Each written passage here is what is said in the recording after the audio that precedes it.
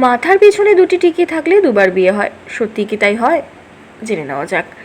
তিল, কপালের অবস্থান ও আকৃতি মানুষের জীবনের পথ চলার নানা ভবিষ্যৎ ও চরিত্র বোঝা যায়। জ্যোতিষশাস্ত্র ও বাস্তুশাস্ত্র মানুষের জীবনে এক বিরাট ভূমিকা পালন করে থাকে। তার সঙ্গে সমুদ্র শাস্ত্রের প্রভাবও রয়েছে বিশাল, এর গুরুত্ব অপরিসীম। এই শাস্ত্রে এমন কিছু বলা আছে যা সবাইকে অবাক করে দিতে পারে। শিশু অবস্থায় মাথার পিছনের দিকে অনেকেরই দুটো মোড় বা টিকি থাকে। এই দেখে বড়রা একটি কথা হামেশাই বলে থাকেন, দেখবি তোর মাথায় দুটো টিকি রয়েছে, বড় হয়ে তোর দুটো বিয়ে হবে। সেই কথা শুনে অনেকে রাগ করে, আবার অনেকে মনে মনে খুশিতে থাকে। তবে মাথার পিছনে মোড় নিয়ে সমাজে রয়েছে নানা ভুল ধারণা।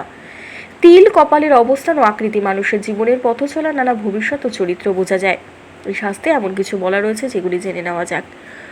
অনেকের মাথার পিছনের দিকে ঘূর্ণির মতো একটি মোড় থাকে, সে আবার অনেকের দুটি বা তিনটিও থাকে। ব্যক্তিভেদে সেই মোড়ের অবস্থা পরিবর্তিত হয়। সমুদ্র শাস্ত্র মতে এই মোড়ের রয়েছে বৈশিষ্ট্য যা মানুষের স্বভাবের গোপন কথা বলে। মাথায় টিকি বা মোড়। সমুদ্র শাস্ত্র অনুসারে যাদের মাথায় মোড় থাকে তারা খুব দয়ালু প্রকৃতির হয়ে থাকে। বিশ্বাস করা হয় এই ধরনের মানুষের মনও খুব শান্ত ও সরল হয়ে থাকে।